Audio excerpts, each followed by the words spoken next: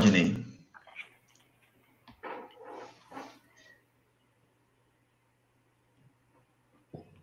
Então, boa noite.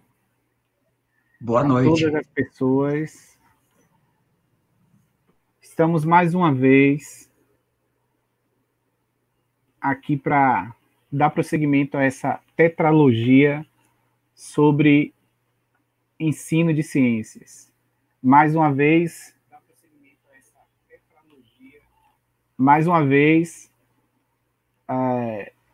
contando com essa parceria entre o NEB e o Instituto Federal do Paraná, com o professor Felipe Figueira. Eu estou aqui representando também o curso de Química, né? Os dois cursos são cursos de licenciatura em Química da UNEB e do Instituto Federal do Paraná, e tendo a honra de contar com essa participação muito especial, muito generosa, onde a gente acaba aprendendo muito sobre o que é fazer ciência, o que é ensinar e aprender ciências. Então, com vocês, o professor Ático Chassot, que vai falar hoje sobre, na segunda live, sobre as 5 evoluções científicas. O Felipe vai apresentar o professor Chassot para a gente. Então, boa noite também, estender os cumprimentos ao professor Rodney, da Universidade Estadual da Bahia, ao professor Chassot, e agradecer novamente as pessoas que participam e que têm esse carinho e essa dedicação ao ensino. O professor Ático Chassot, ele é professor desde 13 de março de 1961. A Universidade Federal do Rio Grande do Sul é sua alma mater, pois por esta universidade é licenciado em Química, mestre em Educação, doutor em Ciências Humanas e é professor titular aposentado do Instituto de Química. Também nesta universidade, enquanto aluno do ensino médio, trabalhou por 2 anos no restaurante Reitoria. Foi professor da PUC Rio Grande do Sul, da UBRA, da Faculdade Porto Alegrense, da Unicinos, onde coordenou o programa de pós-graduação em Educação, da Uni-La Salle, de Frederico Westphalen, e do Centro Universitário Metodista IPA. Tem pós-doutorado na Universidade Complutense de Madrid, em 2002. Foi professor visitante da Aalborg University, na Dinamarca. Atualmente é professor e pesquisador orientador de doutorado na REAMEC, Rede Amazônica de Educação em Ciências e Matemática, e professor visitante sênior da Unifespa. Enquanto professor, já esteve para cursos e palestras em todos os estados do Brasil e em alguns países. É autor de cerca de uma centena de artigos científicos e de mais de uma dezena de livros, dos quais 6 ainda em circulação, e que serão referidos ao final da palestra. Publica por mais de 13 anos, cada sexta-feira, um blog dedicado a fazer alfabetização científica. Então, professor Chassot, seja novamente bem-vindo e nós agradecemos a participação do senhor, toda essa disponibilidade. Muito obrigado.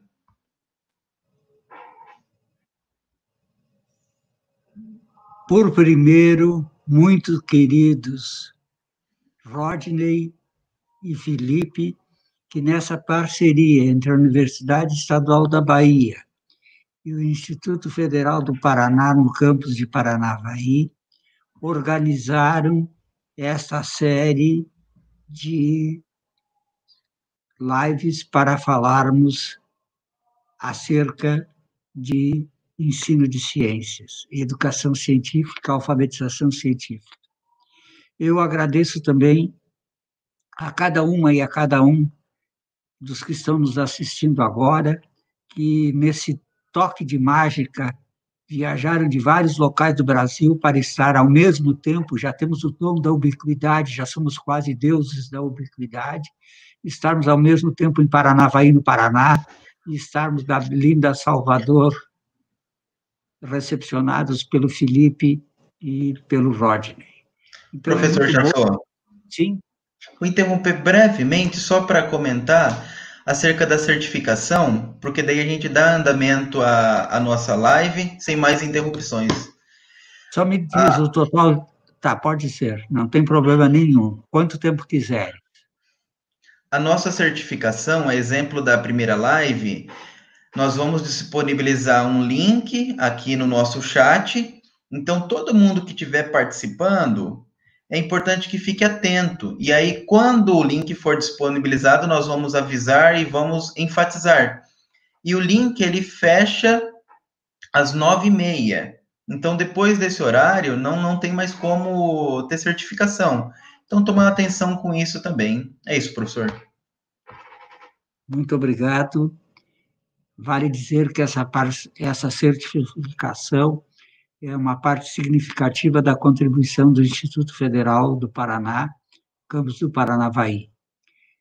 Bom, então, eu quero agradecer a cada uma e a cada um que vieram de vários pontos do país para estar conosco hoje de noite. A sorte que vocês não vieram para Porto Alegre, vieram para a UNEB, na Bahia, e no Instituto Federal em Paranavaí, porque Porto Alegre está hoje uma noite muito fria. Tivemos uma noite com trovões, raios e trovejadas e chuvas, e agora está mais calmo o tempo. Bom, o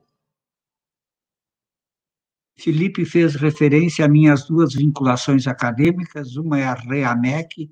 Eu vou pedir 30 segundos para dizer que a REAMEC é um pool de cerca de 30 universidades e institutos federais há mais de 7 anos para formar doutores em ensino de ciências e ensino de matemática para a Amazônia. Eu tenho muito orgulho de todo esse tempo estar trabalhando na REAMEC, e nesse meu trabalho na REAMEC eu já formei 5 doutores. Uma doutora em Parintins, uma doutora em Manaus, um doutor em Barra do Garça, uma doutora em Sinop, e agora tem uma doutoranda em Chapuri, no Acre. E eu também, como foi dito pelo Felipe, pertenço à Universidade Federal do Sul e do Sudeste do Pará, a Unifespa, onde eu trabalho a cada mês uma semana. No ano passado, eu vim 11 vezes para Marabá. Esse ano, a última vez foi em março, porque o porquê não vim mais depois, todos vocês sabem dessa paralisação.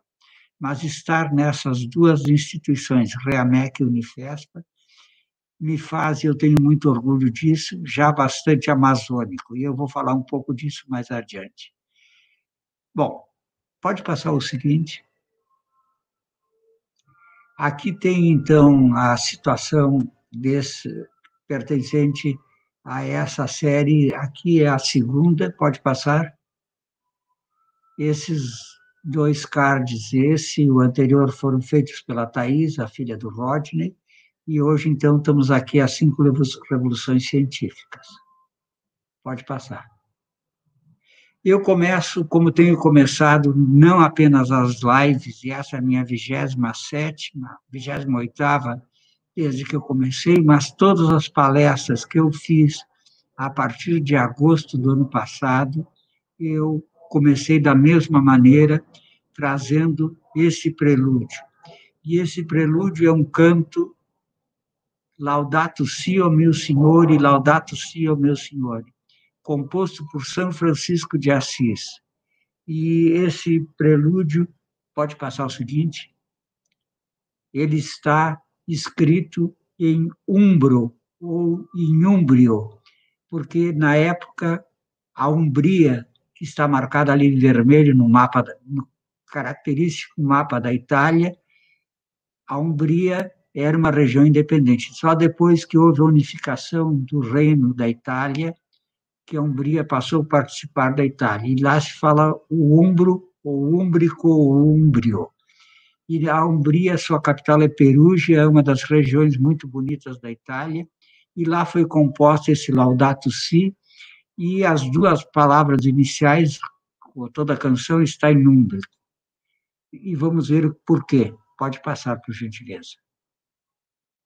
No dia 18 de junho de 2015, sem que muitos de nós nem sequer se apercebêssemos, houve como um terremoto na nossa dita casa comum. E o nome desse terremoto passou a ser, Felipe, Laudato Si, que são as duas primeiras letras daquela canção que eu mostrei para vocês. Vocês vão ver em alguns sites que a data do lançamento foi 24 de maio. Na verdade, 24 de maio foi apresentado para algumas pessoas, mas foi dado ao público em 18 de junho, dia do Químico. E o que é essa Laudato Si? Felipe, por favor. A Laudato Si é uma carta encíclica do Papa Francisco sobre o cuidado do planeta Terra, sobre o cuidado da nossa casa comum. Eu quero fazer uma nota de rodapé. Em nenhum momento eu penso fazer proselitismo religioso trazendo essa encíclica do Papa, até porque eu não pertenço à Igreja do Papa. Eu estou trazendo porque esse é um documento de grande valor. Para que vocês entendam a importância desse documento de grande valor, nas duas últimas segunda-feiras, ontem e na anterior, nós fizemos um curso sobre a Laudato Si e as pessoas confessaram que, mesmo ela já tendo 5 anos, era desconhecida pelas muitas pessoas. Eu vou trazer apenas 3 depoimentos acerca dela. Pode passar o seguinte. O primeiro é de Edgar Morin, e podemos fazer uma homenagem ao Edgar Morin, que no dia 26, agora, antes de ontem, ele fez 99 anos. Ele nasceu em 1921. No ano que vem, certamente está comemorando. E o Morin diz: a Laudato Si é talvez o ato número 1 de um apelo para uma nova civilização. Eu devo recordar-lhes que o Morin nem é cristão, ele é de fé judaica, mas ele reconheceu a importância desse documento. O segundo depoimento, pode passar, é do então secretário-geral da ONU, Ban Ki-moon. O Ban Ki-moon, no dia 18 de junho, no dia que foi dado ao público, como ele tinha recebido antes pelo cargo que ele ocupa, ele no mesmo dia deu um depoimento, no dia 18, dizendo: com a encíclica papal, as mudanças climáticas devem ser tidas como uma questão moral. Eu acho que só isso aí já valeria a pena a gente pensar muita coisa sobre isso. Mas eu trago um terceiro depoimento.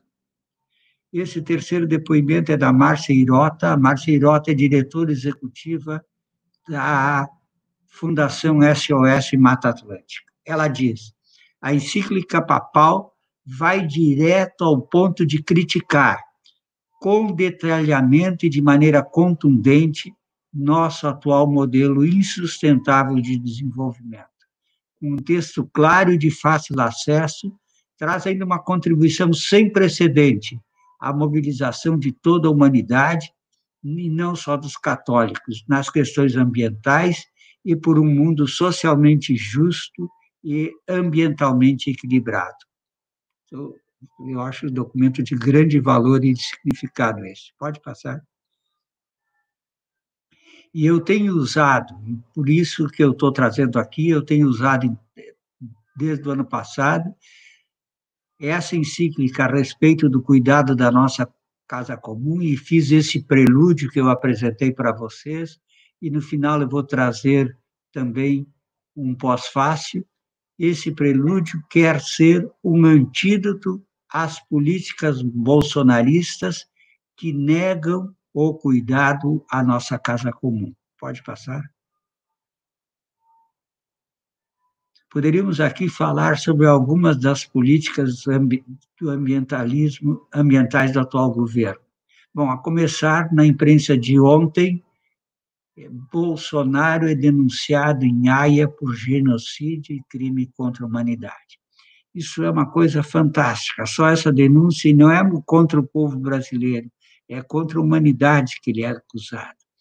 Eu acho paradoxal que ainda hoje de manhã, ouvindo um outro tipo de imprensa, dizendo que nunca um presidente fez tanta coisa pelo Brasil em 1 ano e meio. Eu quase que disse fez tanta coisa de mal, né? Mas ele queria dizer outro sentido. Mas então é isso. Eu acho que se a gente recorda um pouco aquela reunião ministerial de 22 de abril deste ano, foi uma reunião pornográfica. E ali a gente viu, principalmente de duas pessoas, o ministro do Meio Ambiente, que eu não vou nem declinar o nome, e o ex-ministro de Educação, também, que não merece que eu decline o nome aqui, disseram tudo o que eles pensam, e do jeito que eles pensam. Eu fico imaginando, e agora estou fazendo uma nota de rodapé à minha fala, pense no seguinte: se os pais de nossos alunos nos ouvissem falar aquela linguagem numa sala de aula, provavelmente iriam pedir para a direção a retirada nossa do corpo docente de uma escola, porque isso é inconcebível. Ou pediriam a retirada de seus filhos da escola, se tivéssemos professores daquele jeito. E eu acho que nós temos que pensar, e essa política ambiental é particularmente contra a Amazônia. E eu dizia para vocês que eu me considero um pouco um amazônida, e os meus colegas me querem bem também em Marabá e Belém por causa disso, e Manaus. Eu, às vezes, enxergo numa mesma tarde em Marabá, 1 ou 2, ou às vezes 3 trens com mais de 200 vagões levando minério de ferro e outros, inclusive ouro, porque isso está ali de perto de Carajás, levando do Pará para o Maranhão, para o porto de Itaqui, onde é levado para a China em navios que chegam a ter o comprimento de 2 campos de futebol. E a Vale, que estraga as terras, envenena as terras, a Vale que estraga a caça, as águas, etc., dá aos indígenas uma recompensa monetária, que nem é tão pequena, eles compram carrões, gastam em alimentos dos brancos, que eles depois não sabem, às vezes, nem o que fazer com as embalagens. Eu jamais de uma vez vi isso tudo atirado em roda das tábuas, etc. Então, vejam, aí a Vale está absolvida. Eu digo que isso se assemelha muito às indulgências da Igreja Católica Romana, pela qual deu a cisão maior com Lutero, em 1517, mas então vocês vejam que são indulgências verdes, peca, paga e nós se absolvemos. Então, eu acho que nós temos que pensar nisso. Também as queimadas. No mês de maio deste ano, houve 10 vezes mais queimadas que em maio do ano passado. Para quê? Para simplesmente tirar a terra, a madeira e se queima, não é para plantar, para tirar a madeira e exportar. Também a política do Ministério da Agricultura é deplorável. A ministra, a cada semana, está autorizando agrotóxicos perigosos que não são usados em outros países. Então, eu me fiz o propósito de cada fala que eu faço, eu tenho alertado e mostrado que a Laudato Si, e vocês não pude entrar em detalhes sobre a mesma, mas a Laudato Si deve servir, se estudada e lida, como um bom antídoto a essas políticas ambientais do atual governo. Pode passar? E agora vem a pergunta que eu preciso, já que nós vamos estudar os paradigmas envolvendo a ciência, a grande pergunta da noite é: o que é ciência, afinal? E eu sempre digo que Alan Chalmers, um britânico nascido em 1939, ele publicou um livro que o original é What is the thing called science? O que é essa coisa chamada ciência? Como foi traduzido.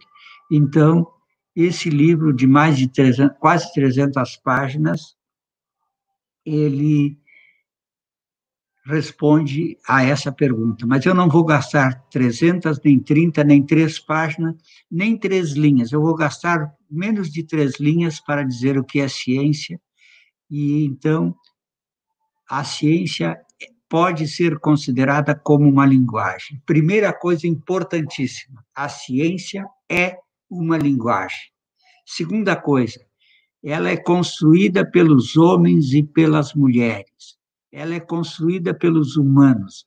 A ciência é um construto humano. O que significa a ciência ser um construto humano? Ela não é uma coisa revelada. Não foi Einstein que recebeu inspiração divina, não foi Maria Curie, não foi Newton. A ciência é uma construção humana. Por exemplo, se você perguntar a um islâmico quem é que escreveu o Alcorão, ele vai dizer: o Alcorão foi escrito por Alá, por Deus. E aí a gente pergunta, mas como é que Alá escreveu?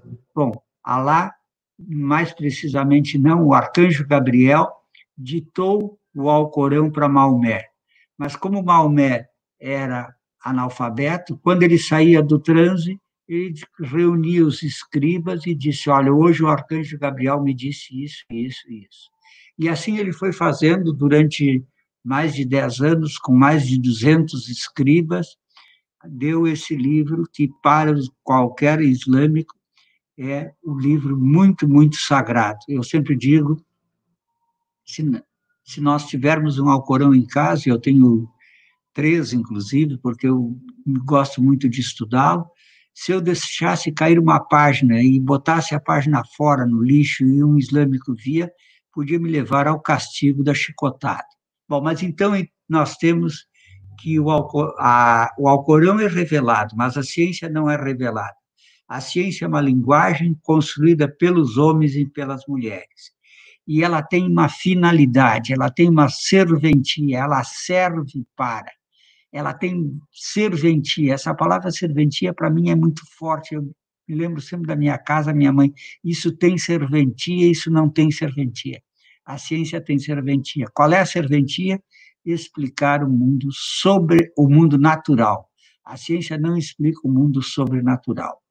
Para que vocês não pensem que essa é uma definição de ciência apenas para nós da área da educação, eu, há não muito tempo atrás, fui convidado para falar para 40 pesquisadores de uma multinacional que tem pessoas, tinha gente de todos os países da América Latina e mais do Canadá, e o título da minha palestra era: o que é ciência afinal? Eu disse essa mesma definição e todos se serviram e ficaram contentes e serve para eles. Então, a ciência tem serventia para explicar o mundo natural.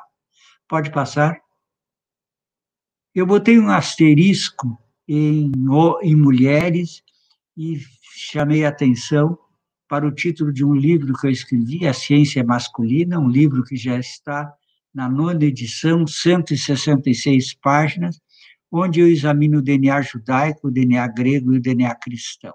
Aliás, a nossa 4ª live vai ser sobre isso, então eu não vou entrar muito no livro, só vou dizer agora 2 coisas sobre o livro. Apesar do título, ele não é um livro machista. Ele é um livro, antes de mais nada e acima de tudo, feminista. E hoje de tarde eu estava me lembrando, eu digo, eu vou falar desse livro e vou propor para alguém que se interessar, não, o seguinte: hoje eu vou citar, na caminhada que eu vou fazer com vocês, com as 5 revoluções, talvez eu vou citar umas 30, 40 pessoas. Vamos ver qual será o placar no final, se será pelo menos 15-15 ou se as mulheres estão muito presentes ou não. Está aí já um desafio, se alguém quiser fazer uma boa contabilidade para passar nessa live. Então, vamos adiante. E a grande pergunta que eu vou fazer agora: qual a última grande descoberta da ciência? Essa é uma interrogação que aqueles que foram rápidos olharam ali, outros vão ver agora que a última grande explicação, descoberta da ciência é, Felipe, em 1963, o raio laser. Sim, todas as outras experiências que houve depois do raio laser, muitas mesmo, quase todas são em função de conhecimentos pré-existentes. Pode passar. Quer dizer, a internet, a telefonia, o celular, a clonação, a pendrive.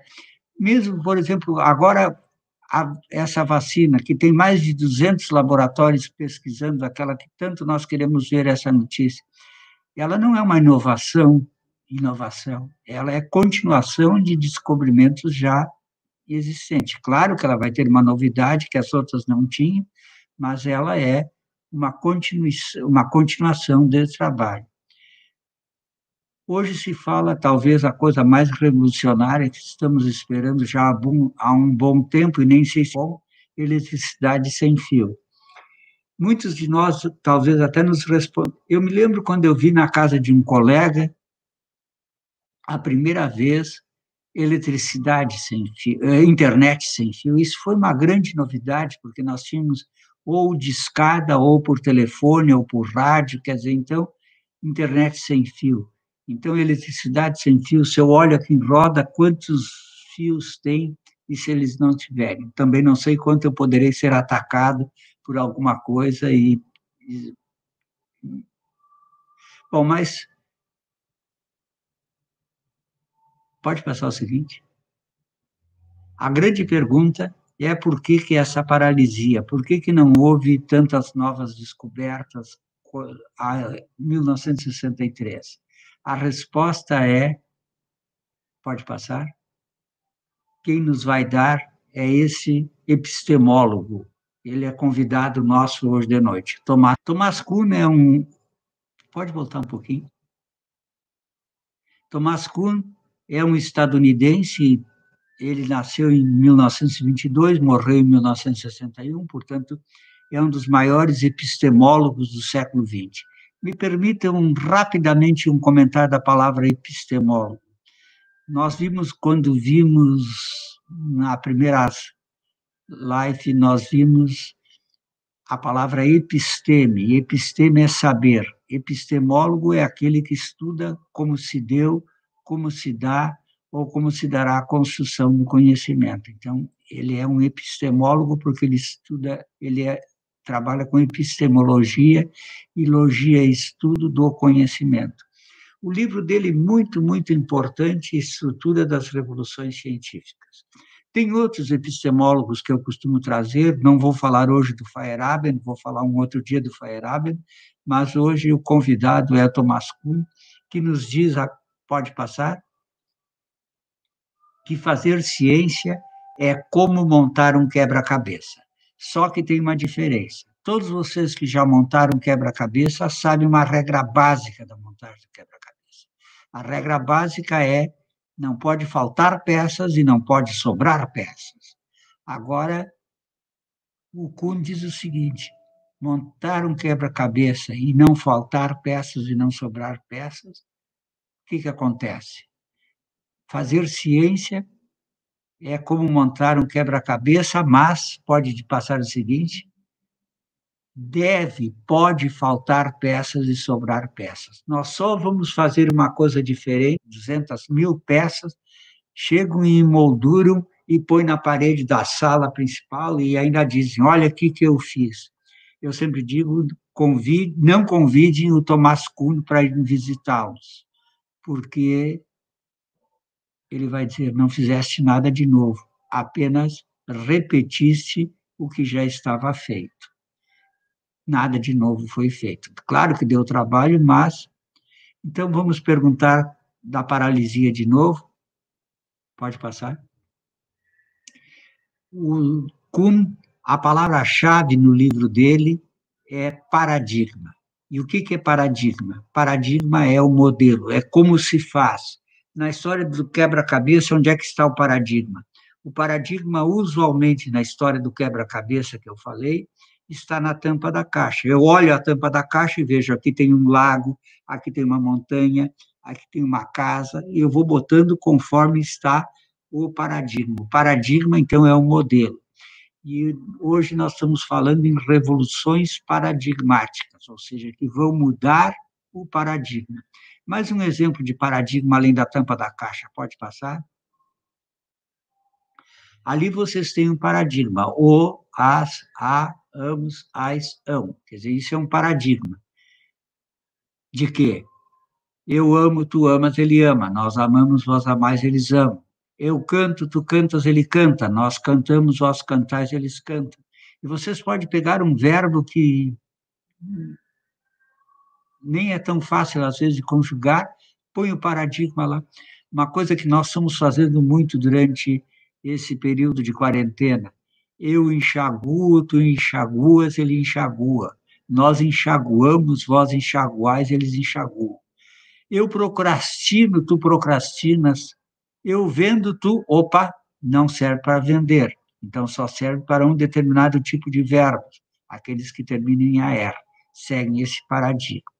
Então, nós vamos ver, tem o paradigma, toda nossa coisa é ter um paradigma. Hoje de noite, nós temos 5 paradigmas, e esses 5 paradigmas vão ser mudados em coisas diferentes. Então, isso são as revoluções paradigmáticas que o Kuhn fala quando ele fala na estrutura das revoluções científicas. Pode passar? E todos vão, provavelmente concordam agora, que seguir a regra de montagem de um quebra-cabeça pode causar paralisia. Quer dizer, então eu tenho que recomendar, não siga, faça uma coisa diferente. Pode passar. Então, quais são as revoluções que nós vamos ver hoje de noite? A primeira, no século XVI, eu vou primeiro apresentar as 5 para depois entrar em detalhes de cada uma. A primeira, no século XVI, a Revolução Copernicana. A grande síntese da Revolução Copernicana é nós passamos do geocentrismo para o heliocentrismo. Palavra-chave, centrismo. Geo, terra no centro. Heliocentrismo, sol no centro. Hélio é sol. Segundo paradigma, estou aqui com o pessoal, muitos alunos do curso de Química. O segundo paradigma é a Revolução Lavoisieriana. Deixamos de acreditar no flogisto e entendemos a combustão.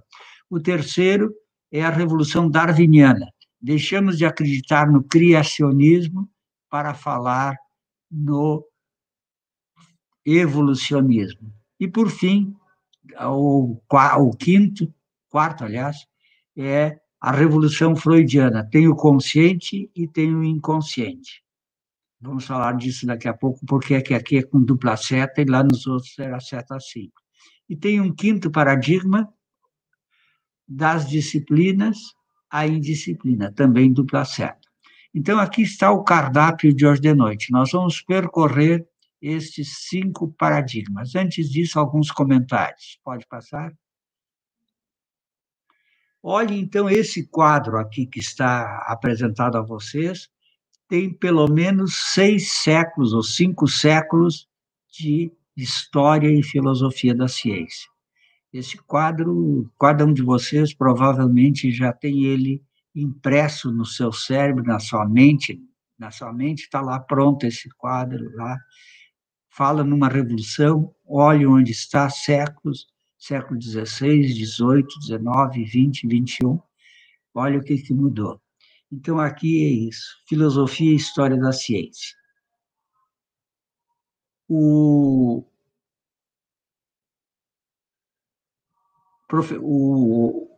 escritor Harari, Noah Harari, todo deve conhecer, pelo Homo Sapiens, Homo Deus, 21 lições para o século XXI, ele tem uma comparação que eu estou trazendo aqui, que eu aprendi com ele. Ele disse o seguinte: pense nas naus de Cabral, Santa Maria, Pinta e Ninha. E aí, elas chegaram na América em 1492. Vamos para arredondar em 1500. Ele disse o seguinte: se um marinheiro que estava na nau de Cabral, em 1500, recuasse que em 1000 anos, ou seja, se ele vai do 1500 para o ano 500, antes de Cristo, né? 500 antes de Cristo. Então, na época que esteve época de Aristóteles, Sócrates, Platão, é mais ou menos 400, 500 anos antes de Cristo. Ele não ia encontrar um mundo muito diferente do que aquele marinheiro encontrou em 1500.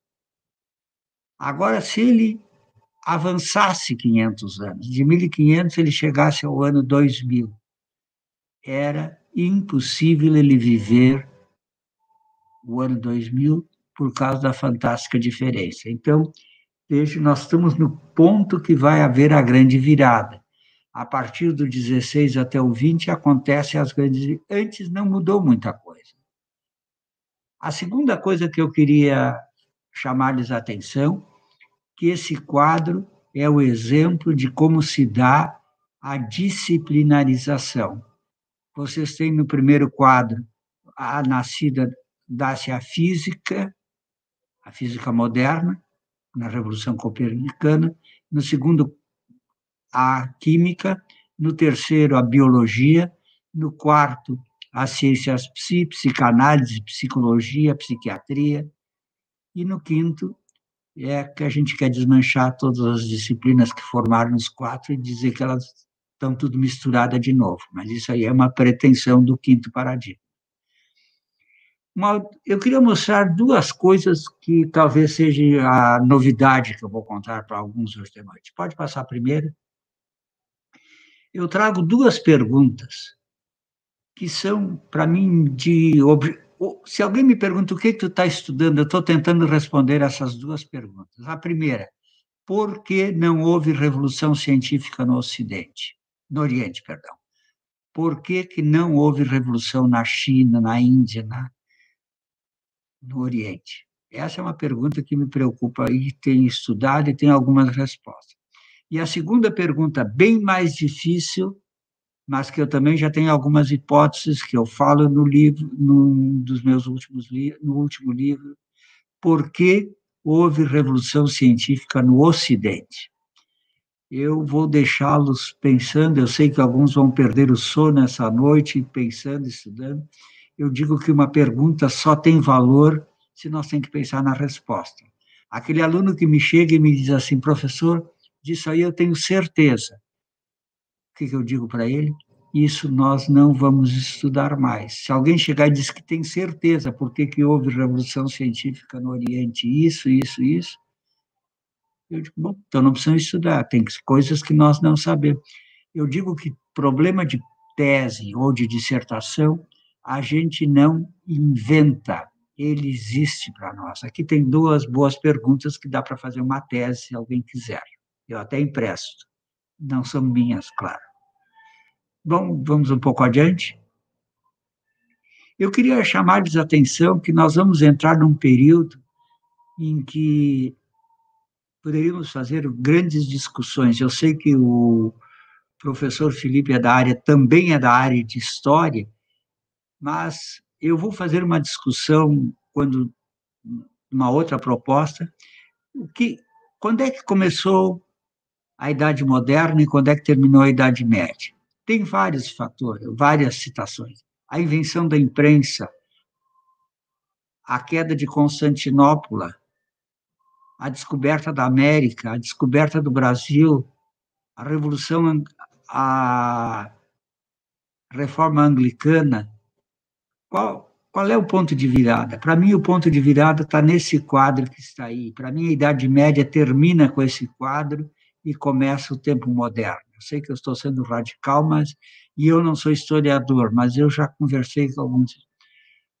No dia 31 de outubro de 1516, Martinho Lutero afixou nas portas do da capela do castelo de Wittenberg 31 teses. No dia 31 de outubro, ele afixou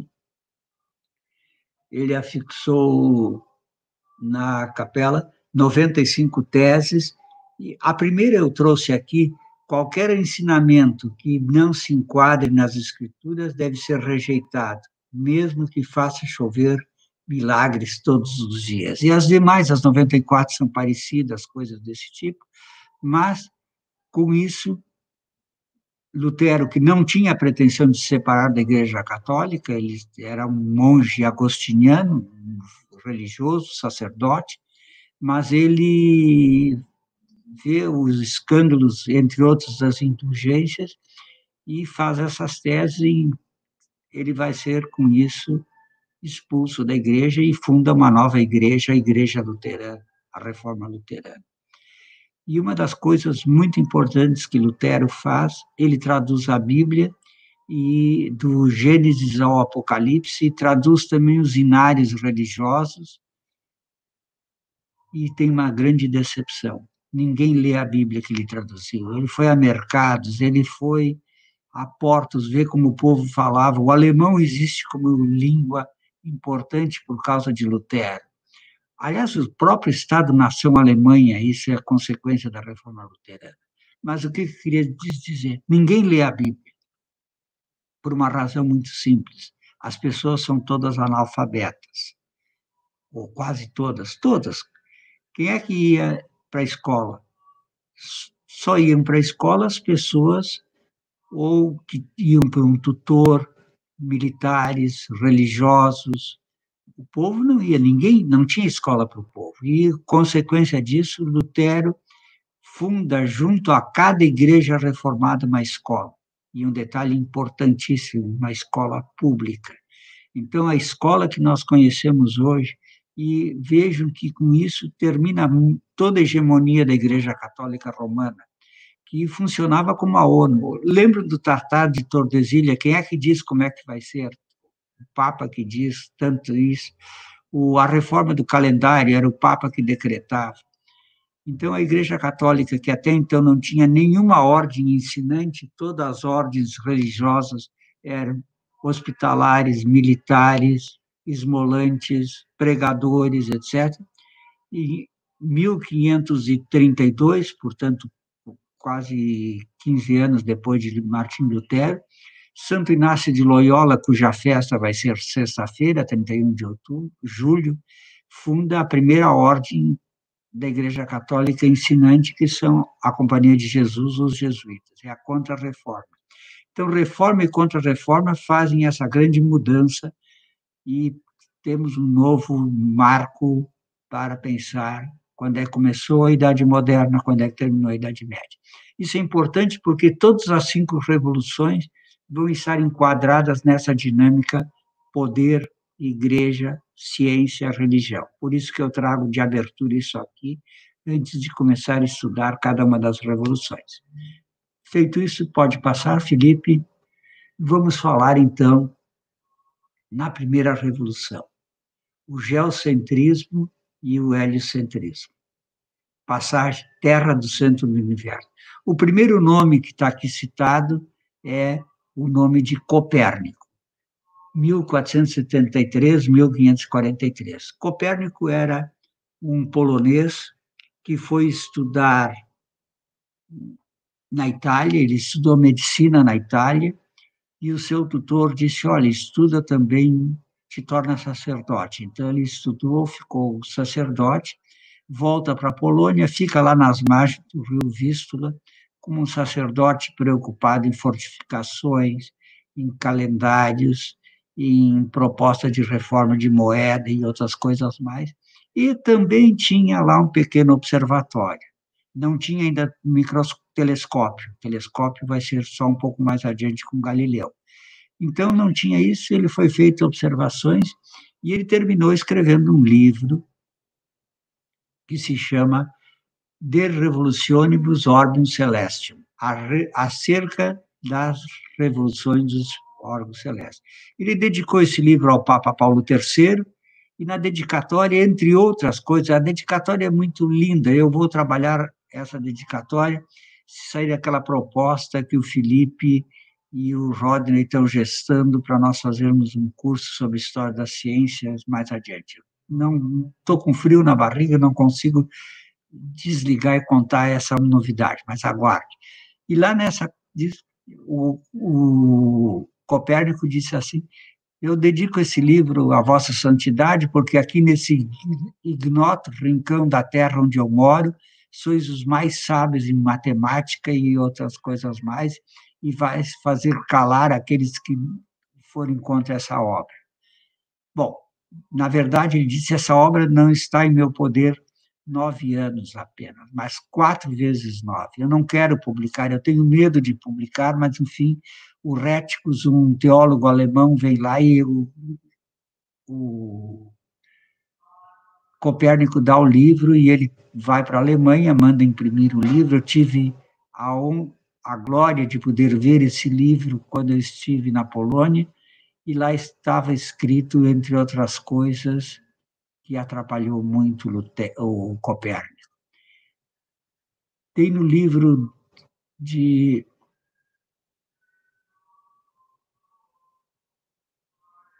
Josué tem uma passagem que diz o seguinte: Moisés e Arão rezaram, e o sol e a lua pararam, e nunca houve um dia maior para que os filhos de Israel pudessem vencer os seus inimigos. Lá estava uma prova, então, que se o sol parou, o sol gira em redor da Terra. E agora, e aí foi o Lutero que disse, esse padrequinho polaco quer mudar, trocar de lugar, botar a Terra girando e não parada como está. Olhem a data que foi publicado o livro e olhem a data que ele morreu. Quando Rheticus chegou com o livro da Alemanha, ele teve um AVC e morreu, não ficou nem aí para ver. É verdade que o livro ficou no Index quase 300 anos. O livro ficou no Index até 1835. O que era o Index? Index Librorum Prohibitorum, índice dos livros proibidos. Não se pode ler, eram proibidos. Não podia se ler o livro. Bom, aí eu falar, hoje não, mas eu só vou citar nomes intermediários: Giordano Bruno. Se eu pudesse mostrar para vocês, eu tenho aqui na minha casa, no meu gabinete aqui em cima, 2 vitrais. Um é dedicado a Hipácia e o outro a Giordano Bruno. Giordano Bruno foi para a fogueira em 17 de fevereiro de 1600. Depois eu vou falar para vocês, quando sair o curso, no Tycho Brahe, no Kepler. E aí vem o segundo grande nome, Galileu Galilei. Galileu Galilei, também poderíamos ficar muito tempo conversando, falando principalmente como é que ele importa lentes dos holandeses, particularmente do Leeuwenhoek. O Leeuwenhoek era um exportador e importador de sedas, mas construía microscópios, chegou a ter 248 microscópios em sua casa, descobriu os seres unicelulares, bactérias, etc., e vendeu lentes para Galileu, e Galileu fez telescópio. Aliás, Galileu fez telescópio não só para observar o céu, e ele fez grandes observações e ratificou as ideias copernicanas, mas ele também vendia telescópio para os mercadores de Veneza. E vocês vão perguntar para que eles queriam um telescópio. Fazer explorações na Bolsa. Lá vem um navio com batata, sobe o preço, baixa o preço da batata. Não vem nenhum navio com cebola, então sobe o preço da cebola. Mas Galileu também montou um telescópio nos Jardins do Vaticano, mas o cardeal Bellarmino, que era o grande amigo dele, o jesuíta, Roberto Bellarmino, o Papa, ninguém quis olhar, porque se olhava eles iam ver o movimento da Terra, então melhor não olhar. Bom, eu não vou falar mais. Galileu, nós vamos gastar bons momentos saborosamente. Tem ainda 2 outros nomes, Francis Bacon e René Descartes. Francis Bacon, o método científico, René Descartes, a teoria. Pode passar? Aqui está o sistema aristotélico. Olhem o sistema aristotélico. A Terra no centro do universo, em roda 7 corpos celestes: a Lua, Mercúrio, Vênus, Sol, Marte, Saturno e Júpiter. Aqui, muito interessante, esses 7 corpos celestes, deles tem apenas um que se vê de dia, os outros de noite. Se vê de dia apenas o Sol.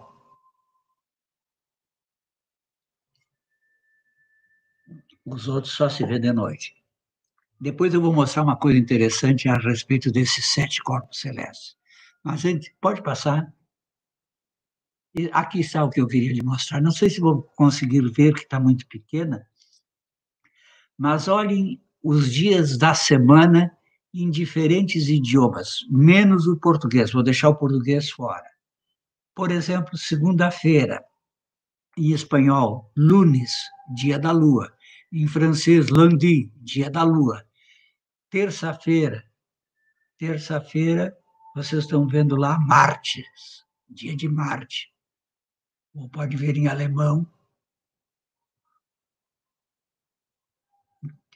Quarta-feira, mercoledì mercredi, dia de Mercúrio. Júpiter, dia de quinta-feira, jeudi, dia de Júpiter. Sexta-feira, dia de Saturno. Não, Saturno é sábado. Sexta-feira, viernes, dia de Vênus. Depois, sábado, Saturno. Domingo, Sunday, dia do Sol. Vejam que só o português, não tem o português e uma língua falada em Cabo Verde, que tem terça, quarta, quinta, sexta, sábado.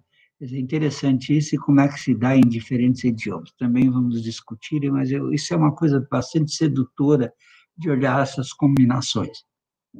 Mas pode passar o seguinte, esse é o sistema copernicano.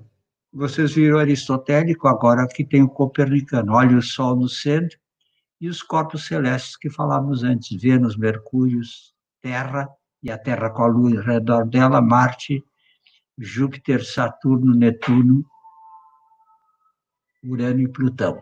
Plutão voltou a ser planeta. Então, esse é um outro modelo. Quer dizer, daqui, quanto tempo tem entre um e o outro?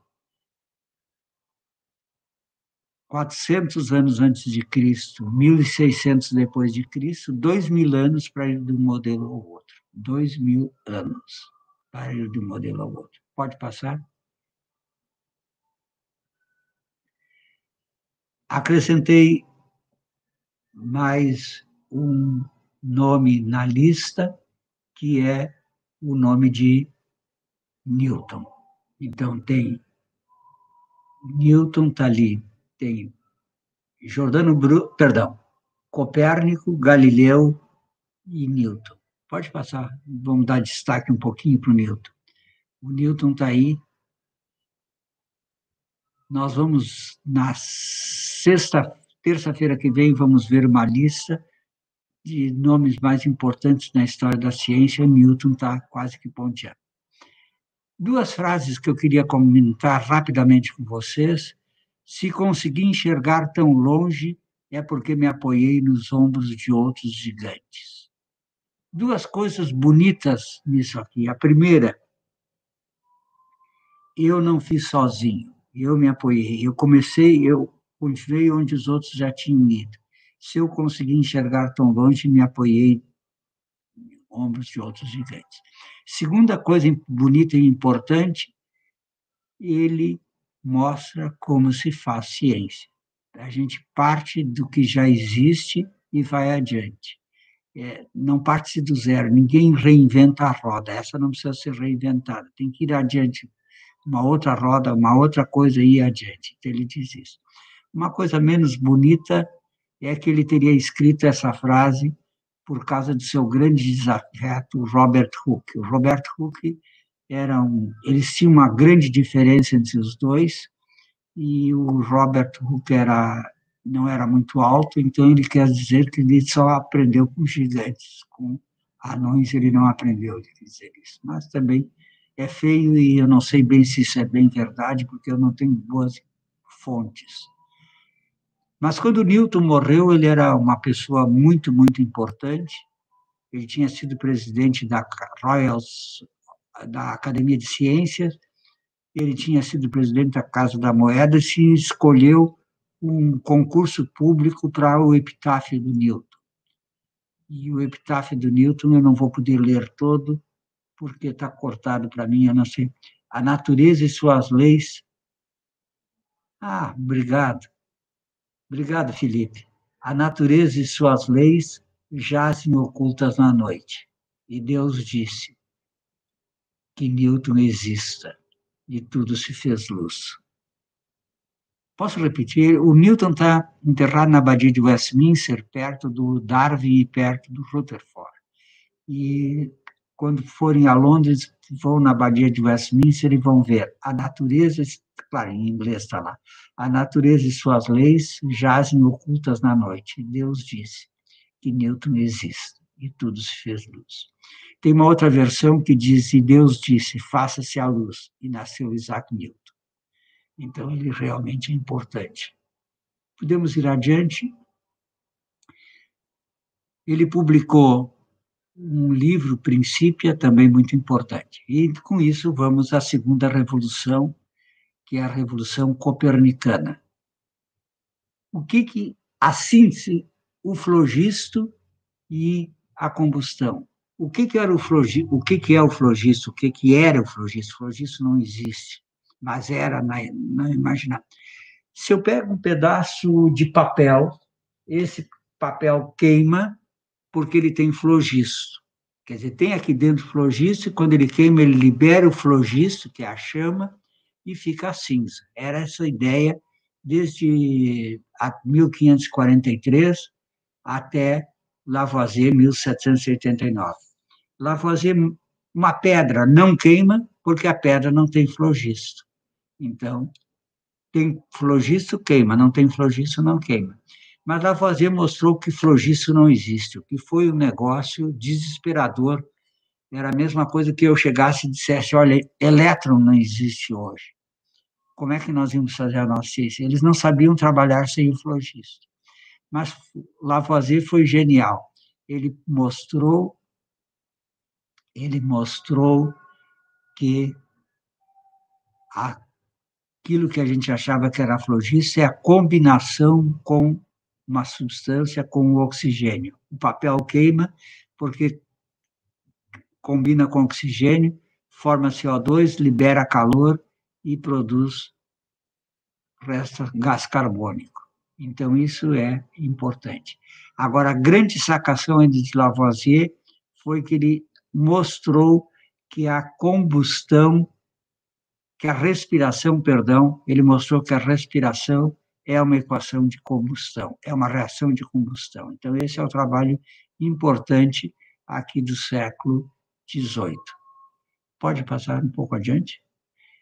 E o século Lavoisier, lembramos em geral a Guerra do Fogo. Essa cena aqui não é do filme A Guerra do Fogo, mas tem um filme muito bonito que duas tribos disputam o fogo.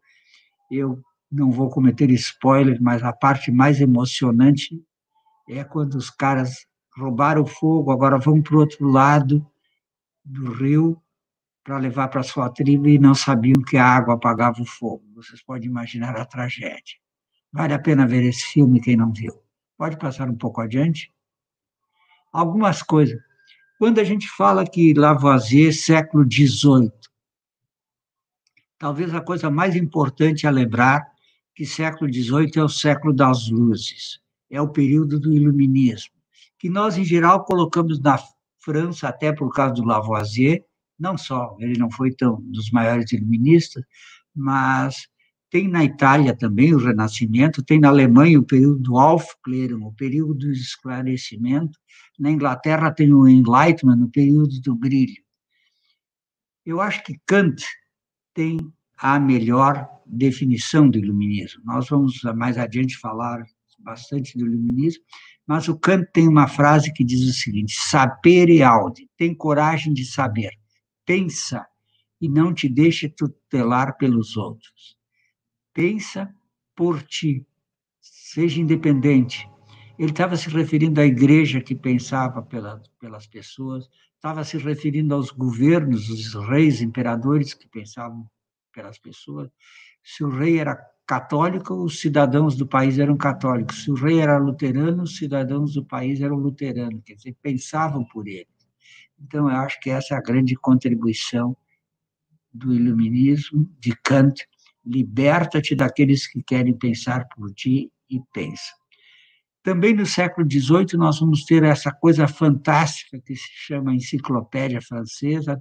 No nosso curso nós vamos falar sobre ela, e vamos comentar também a Revolução Francesa, que ainda hoje é lembrada, as três cores, Equalité, Liberté e Fraternité, igualdade, liberdade e fraternidade, que está, inclusive, na bandeira do Rio Grande do Sul, copiada disso. Bom, está ali o Lavoisier, com a senhora Lavoisier. Ele, em 1789, publicou um livro, Traté Elementar de Chimie, que é a verdadeira certidão de nascimento da química moderna. Podemos passar para a terceira revolução darwiniana. Pode passar. Alguns nomes antes de Darwin. Eu vou citar rapidamente, porque depois eu quero falar mesmo um pouco de Darwin. A grande modificação é o criacionismo para o evolucionismo. O que é o criacionismo? O criacionismo é, por exemplo, aquela...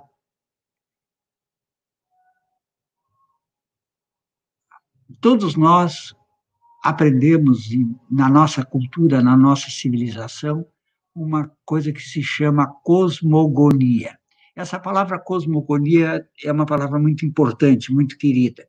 Cosmos é o universo, gonia é estudo, é origem. Então, cosmogonia é a origem do universo.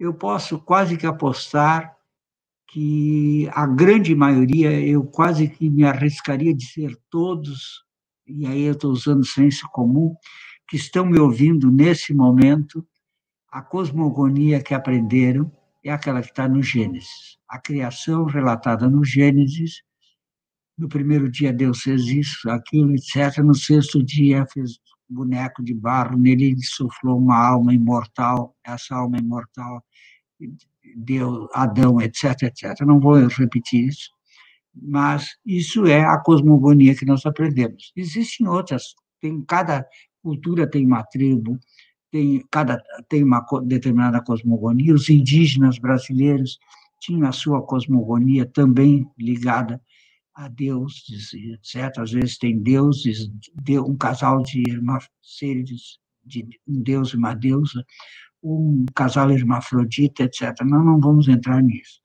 Mas tem outra. E Darwin, ele é uma figura importante, que ele escreve um livro, e a palavra-chave do livro é evolução.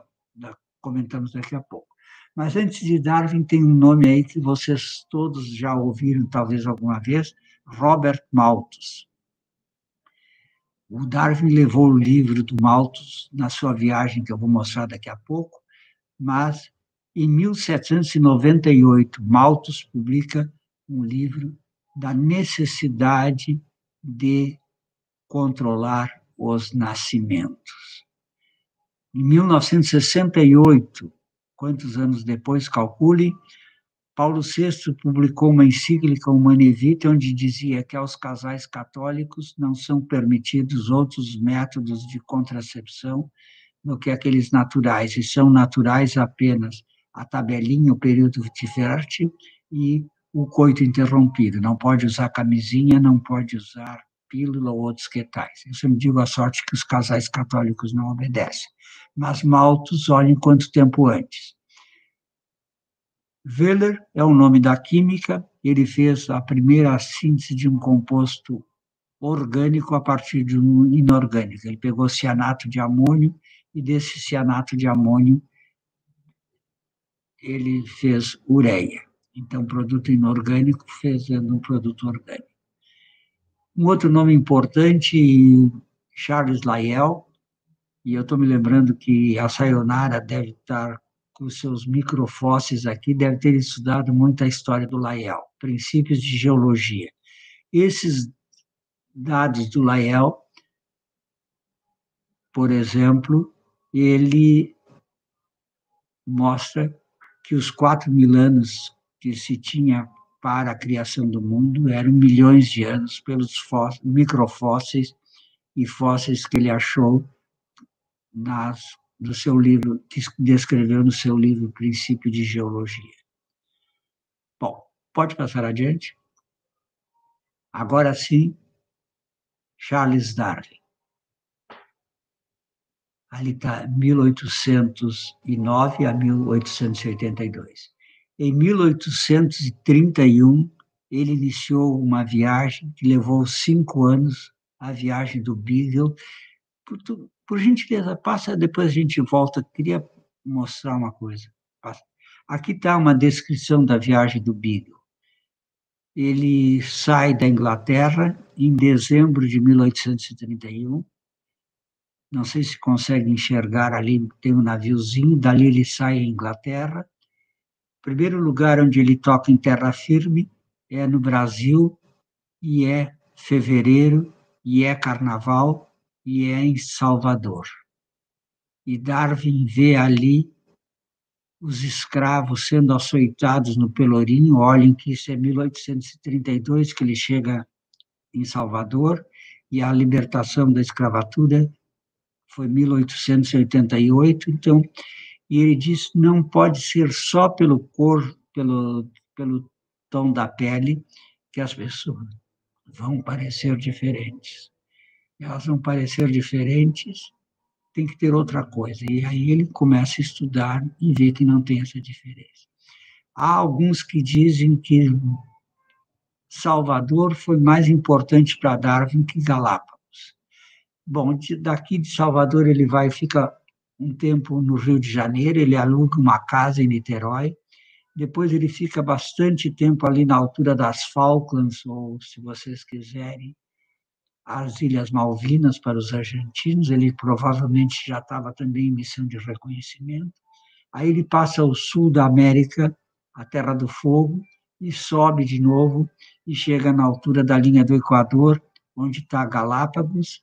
Ali, ele, depois de ficar muito tempo vivendo em Galápagos, vendo principalmente os bicos dos pássaros, como esses Galápagos é um conjunto, se não me engano, de 21 ilhas, e numa ilha para outra, os pássaros têm bicos diferentes por causa dos alimentos e outras coisas mais. Aí depois ele vai em direção, e aí nós já temos que pegar ali na outra ponta, ali está Nova Zelândia, está a Austrália, ele passa por Nova Zelândia, passa ao sul da Austrália, chega quase na Índia, depois ele vai ao sul da África, passa no sul da África, vai direto de novo ao Brasil, de novo em Salvador, e fica um tempo, para voltar na Inglaterra e chegar em 1836. Então, são 5 anos dessa viagem. Quando ele volta, pode retornar agora, ele publica um livro. Primeiro, ele tem uma grande colaboração com o Alfred Russel Wallace, que quando ele recebeu uma proposta do Wallace, ele disse, é como se o Wallace tivesse visto o sumário do meu livro, até os nomes dos capítulos são iguais, de uma maneira independente. O primeiro trabalho eles publicaram juntos, depois o Russell não publicou mais. A Origem das Espécies foi publicada em 1859, esgotou toda a primeira edição no primeiro dia, foi uma coisa, um sucesso, e as pessoas saíam dos cultos dominicais, iam para os teatros, de um lado sentavam-se os darwinianos, de outros os não darwinianos, e discutiam o livro. O livro é muito bonito e fácil de se ler, gostoso de ler. E foi feito também muito mau uso, principalmente a eugenia e praticamente os nazismos. Pode passar agora, passa mais uma. Aqui tem o facsímile da primeira edição do 1853, do livro do Darwin. Não dá para ler aqui, mas pode passar. Nós vamos falar um dia, uma noite inteira sobre o Darwin quando chegarmos na nossa proposta, mas aqui tem uma charge que me parece muito interessante. Começamos como quadrúpedes, talvez a descoberta mais fantástica que os humanos fizeram, quando com uma vara podiam alcançar o fruto de uma árvore. E quando alcançavam o fruto de uma árvore, eles passaram a usar as patas dianteiras, não mais para se apoiar no chão, mas para pegar ferramentas, tirar galhos da frente, pegar uma vara para alcançar um fruto. Aí ficamos bípedes e terminamos daquele jeito ali, encurvados no computador. Pode passar? Terceira revolução, a revolução freudiana. Agora, se eu fosse honesto, eu devia, nesse momento, pedir para trocar de lugar o Rodney. O Rodney é psicanalista e ele sabe essas coisas que eu vou falar, mas como eu já falei no instituto, lá no centro, então eu acho que eu fui aprovado lá e eu vou tentar lembrar algumas coisas. Pode passar.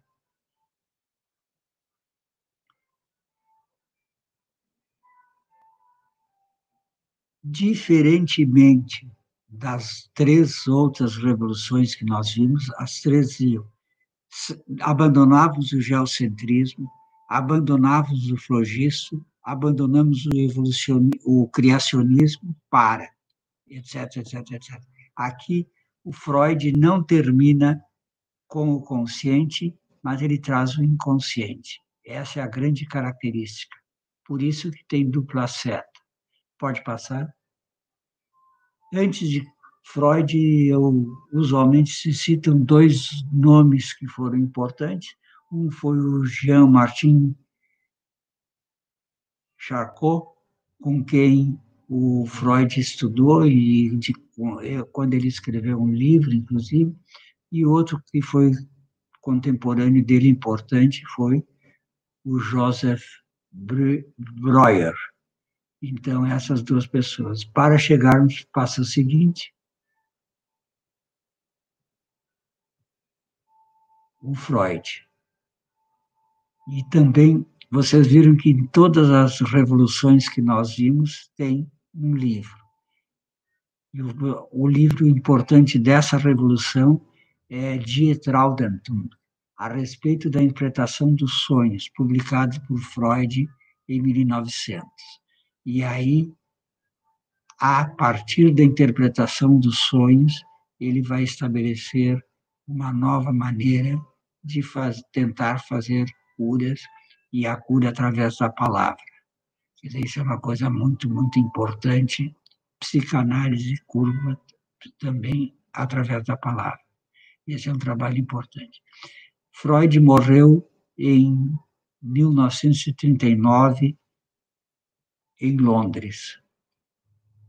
Morreu no mesmo ano em que nasceu quem vos fala. Quer dizer, então, aí pode dizer que posso dizer que sou quase contemporâneo. Então, esse foi importante. Pode passar mais um? Ali,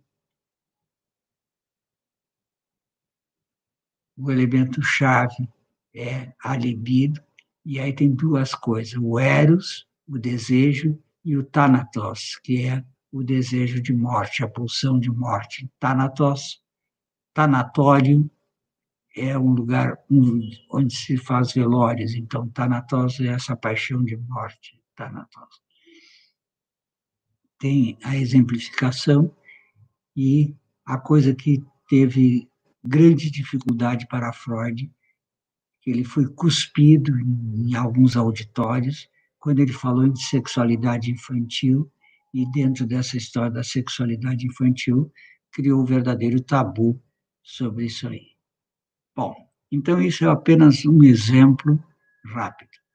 E, por fim, a quinta revolução, pode passar, no século XXI, quando as questões da educação nas ciências ganham status na busca de uma alfabetização científica, se fala numa revolução que ainda não está batizada, cujo nome é das disciplinas à indisciplina. Também como Freud não termina com o consciente e põe o inconsciente, não termina bem, que eu gostaria de terminar, com as disciplinas para chegar na indisciplina.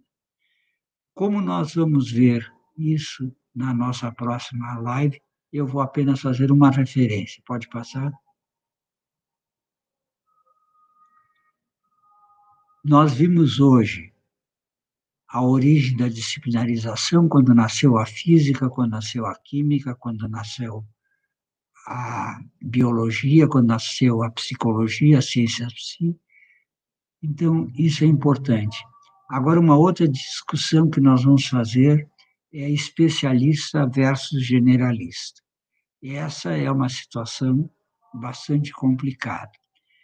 Hoje, cada vez mais, nós temos que pensar numa visão generalista de ciência. Eu sei, tu sabes, nós sabemos, todos que estão aqui sabem, que a ciência cresce pela visão dos especialistas lá na ponta, mas nós que trabalhamos com educação nas ciências, nós estamos trabalhando numa visão generalista. Cada vez mais nós queremos romper com essas divisões e transgredir fronteiras. Olha ali a transgressão de fronteiras, pode passar, é a transdisciplinaridade. E da transdisciplinaridade nós vamos um pouco além para falar da indisciplinaridade. Este será o assunto da nossa próxima live, que vai ser na próxima quinta-feira, depois de amanhã. Então, nós vamos hoje, eu vou ficar nisso e vou voltar a lembrar-lhes agora, mais uma vez, pode passar, da Laudato Si, e lembrar sempre que a Laudato Si é trazida aqui como um antídoto a essas políticas bolsonaristas do meio ambiente. Aquilo que o ministro do meio ambiente disse, vamos abrir a fronteira enquanto eles estão todos preocupados com a coronavírus, é verdade, eles estão invadindo, estão matando, estão demolindo a Amazônia, e nós estamos contra, fazendo as nossas campanhas. Pode passar? Eu trouxe apenas algumas pequenas passagens da Laudato Si, mas a coisa central, a pergunta-chave que toda hora se repete é que tipo de mundo queremos deixar a quem nos vai suceder e as crianças que estão nascendo, que mundo vamos deixar para ela. Quer dizer, essa é sempre o forte da encíclica. Mas ele fala em coisas muito significativas, é quase 200 páginas, que vale a pena a gente conhecer, principalmente aqueles de nós que estamos envolvidos em ciências. Pode passar? E eu acho que há um reconhecimento de que ciência e religião são óculos diferentes, mas podem dialogar. E lá na encíclica diz, todavia a ciência e a religião, que fornecem diferentes abordagens da realidade, podem entrar num diálogo intenso e frutuoso de ambas as partes. E aí se diz, é preciso haver fontes de sabedoria e princípios naturais reunidos a partir de culturas e tradições religiosas para ajudar a dar suporte às compreensões humanas da finalidade da ciência e como ela deveria ser praticada e do que significa o comportamento humano. Quer dizer, então, isso aí. Passa o seguinte. E eu acho que nós temos que pensar em alavancar um novo movimento. Não é mais ecumenismo, mas ecumenismo. Esse eco de ecologia, de eco de casa, de cabana. Um movimento de união de esforços em torno da defesa da nossa casa comum, que extrapola os limites das religiões, tem o potencial de coligar religiosos, místicos, cientistas, ativistas, filósofos, ateus e outros grupos. Então, eu acho que esse é o nosso trabalho a partir de agora, pensar como é que a gente vai com mais diferentes, vejam, misturar cientistas com filósofos, com ativistas, com ateus, com religiosos. Então, todos esses grupos têm a mesma direção. Pode passar? Isso aqui é uma charge que eu acho que eu até já tinha mostrado num outro momento. O Papa conversando ali com um assessor dele diz: quando for anunciado meu sucessor, não precisa mais usar essa história de fumaça branca e fumaça preta, que vocês sabem que é o código de anunciar o novo Papa. Fumaça branca, quando sai preta, que não foi escolhido ainda. Nada disso, mandar apenas um correio eletrônico basta. Só que eu disse que o chargista está um pouco desatualizado. Pode passar? Eu acho que, em vez de mandar um correio eletrônico, tem que mandar um WhatsApp, que vai mais rápido e vai chegar mais fácil. Pode passar. Então, se eu pudesse deixar um tema para casa, sejam curiosos, olhem um pouco a encíclica. É só botar no site do Vaticano, no Google, Laudato Si, vocês vão ser remetidos, inclusive, para o site do Vaticano, com um texto em português. Olhem, se não quiserem olhar nada, olhem apenas o sumário. Olhando o sumário, vocês vão conseguir ter uma visão ampla e poderão achar novas fontes de inspiração. Eu tenho orientandos de mestrado, 4 em Marabá, e tenho uma orientando de doutorado em Chapuri, e eu digo que eles têm que fazer uma tese ou uma dissertação lembrando a Amazônia e têm que ter gosto da Laudato Si, o trabalho deles. O tema para casa está aí. Eu acho que não vamos dar certificado quem não apresentar o tema para casa. Não. Pode passar? Eu queria rapidamente, já isso vai ser recorrente, já ouviram, algumas das coisas que eu estou escrevendo. Esse livro, Alfabetização Científica, esses dias o Felipe me entrevistou qual dos livros que eu gosto mais dos meus. Eu respondi para ele que isso é mais ou menos como perguntar para o pai qual dos filhos que ele gosta mais. E o Freud já dizia que os ciúmes é a coisa mais genuína, perfeita entre os irmãos. Então, os livros têm ciúmes entre eles. Eu não vou dizer qual é o melhor, mas eu gosto desse aqui por 2 razões. Primeiro, que ele é muito adotado em programas de pós-graduação na área de educação, mesmo já está em 8ª edição, eu sei que a primeira edição é de 2000, custou chegar na 8ª, mas um livro dessa não chega tão fácil em muitas edições. E segundo, que os direitos autorais dele são do Departamento de Educação do MST. Quer dizer, então, porque as coisas que estão ali eu aprendi com o MST. Pode passar o seguinte. Ciência através dos tempos, nesse livro, cada uma dessas revoluções que eu falei hoje, com exceção da última, eles ocupam um capítulo do livro. Nós vamos estudar muita coisa desse livro, se sair o nosso plano de fazer 7 semanas, 7 livros para estudar isso aí. Aquela capa que está ali é de um livro antigo, das primeiras edições do mesmo livro. Eu sempre digo que se esse livro ainda houvesse índex, ele cairia no índex, porque a primeira frase do livro diz o seguinte: admira meu filho a sabedoria divina que fez o rio passar perto das grandes cidades. Esse livro está em circulação desde 1994, com dezenas de edições. O terceiro é Educação com Consciência. É o seguinte, por favor. Esse livro eu escrevi em 2002, quando eu fiz pós-doutorado na Espanha, na Complutense de Madrid. Tem um capítulo sobre Inquisição. A Espanha teve 300 anos de Inquisição.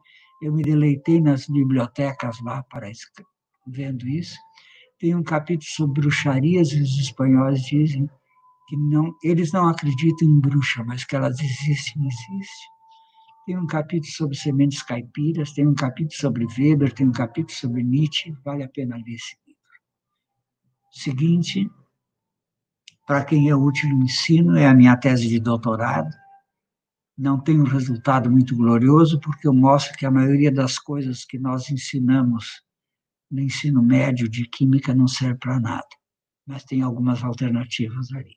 As duas primeiras edições foram da UBRA, a terceira é da Unijuí. O livro seguinte, pode passar? É a Ciência Masculina, já teve aqui hoje, vai ser objeto do nosso encontro de terça-feira que vem. Será muito bom esse encontro. Não sei se alguém contou, tem o resultado de homens e mulheres que eu citei hoje. Esse aqui é o meu último livro, Das Disciplinas à Indisciplina. Você já pode imaginar sobre o que trata, das coisas que eu falei. Passa a seguinte.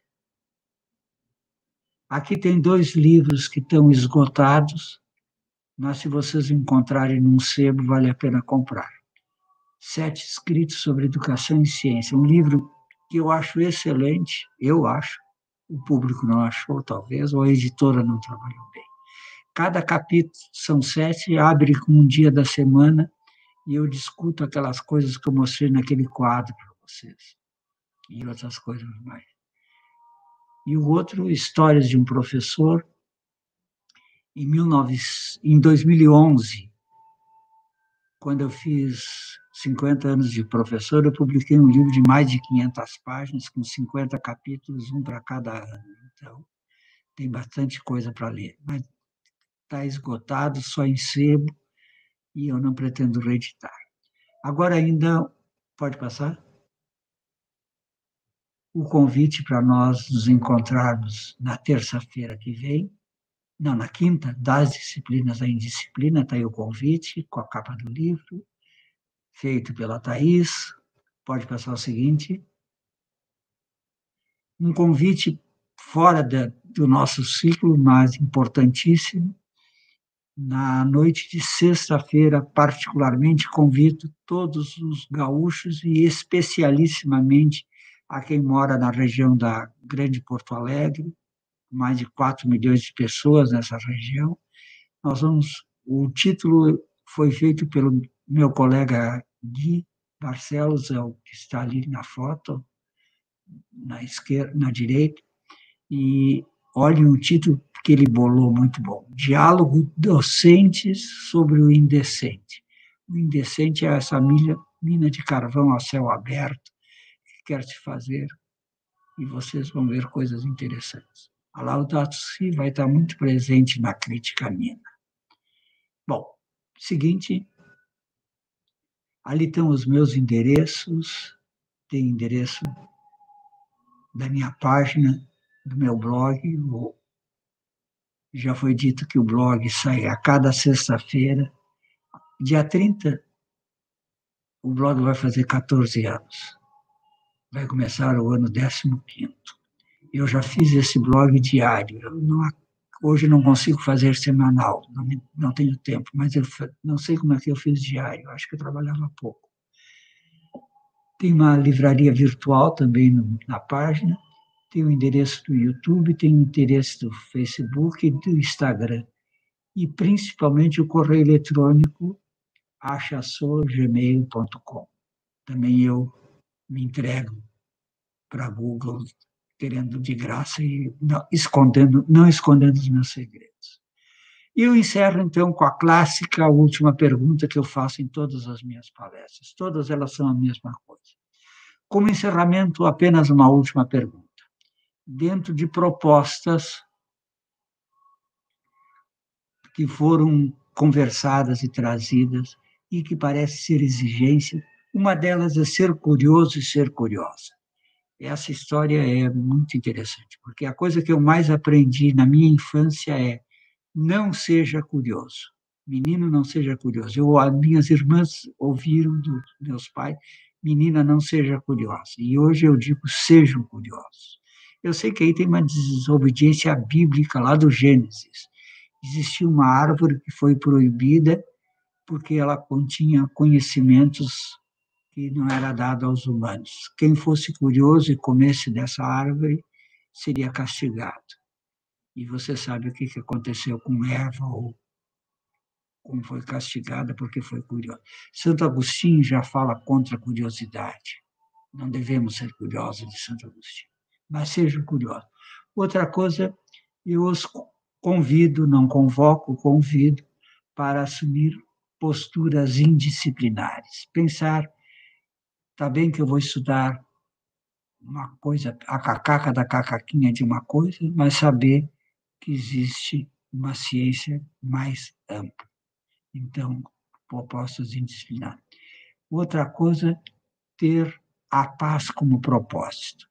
E a paz como propósito é, primeiro, a paz individual. Aquela paz, eu não vou dizer que nem um exame de consciência das igrejas, mas de noite eu chegar a me lembrar, olha, eu posso estar contente porque hoje eu fiz isso, estudei aquilo, contribuí para aquilo. Então, a paz pessoal. A paz familiar, a paz com o cônjuge, a paz com os filhos, a paz com os alunos, a paz com os colegas, nem se discute. E, por fim, eu acho que hoje, cada vez mais, todos nós estamos na paz individual. E eu queria dizer que um governo que quer armar a população é contra a paz. É também um genocídio.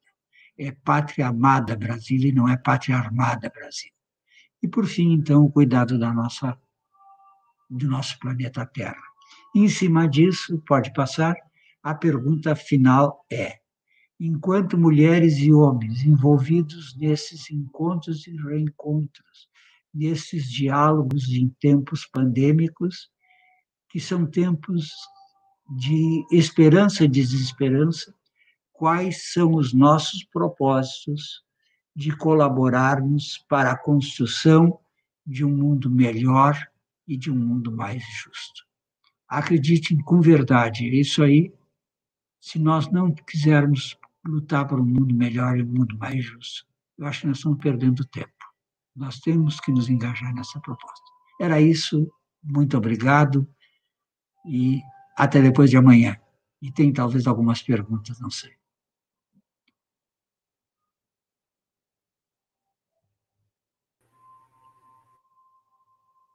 Antes de passar as perguntas, eu vou confessar a vocês uma.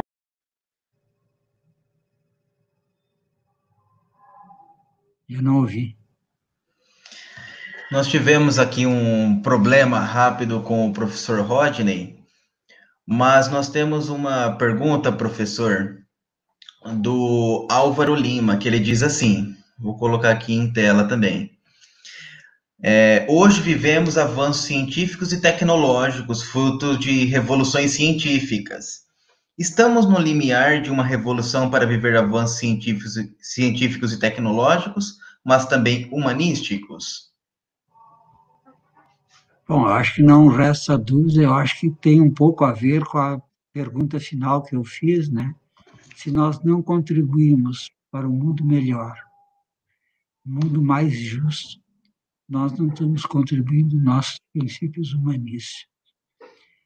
Eu acho que cada um de nós que está sofrendo de maneira diferente essa tríplice crise, que é uma crise, primeiro, de saúde.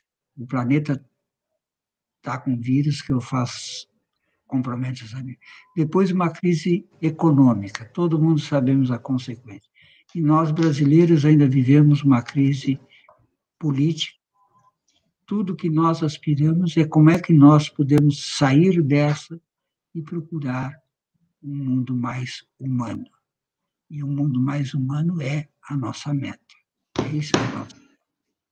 Por isso que, ao lado das grandes desenvolvimentos científicos e tecnológicos, como referiu o Álvaro, nós temos que dar passos talvez maiores e mais decididos rumo, tomara que seja, a uma humanidade, onde eu não estou dizendo um bom dia apenas para os meus vizinhos, nem para os gaúchos, nem para os brasileiros, nem para os latino-americanos, mas eu estou dando um bom dia para todos os meus irmãos e as minhas irmãs do planeta Terra, que eu gostaria de vê-los com saúde plena. Professor, então nós queremos agradecer novamente, né, essa disponibilidade e generosidade do senhor.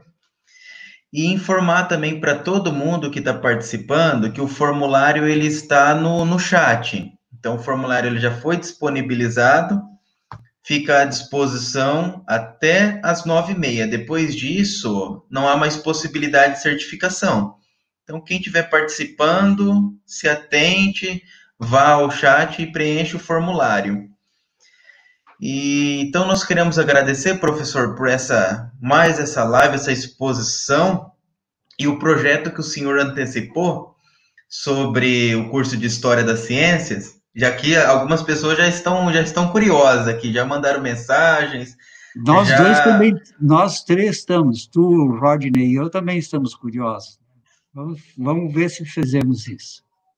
Isso. Então, nós agradecemos, professor, agradecer o curso de Química da UNEB, também o curso de Química do Instituto Federal do Paraná, e logo mais também nós já vamos disponibilizar as informações para a nossa terceira live, que é na próxima quinta-feira. Boa noite a cada um e a cada uma, boa noite, planeta Terra. Muito obrigado.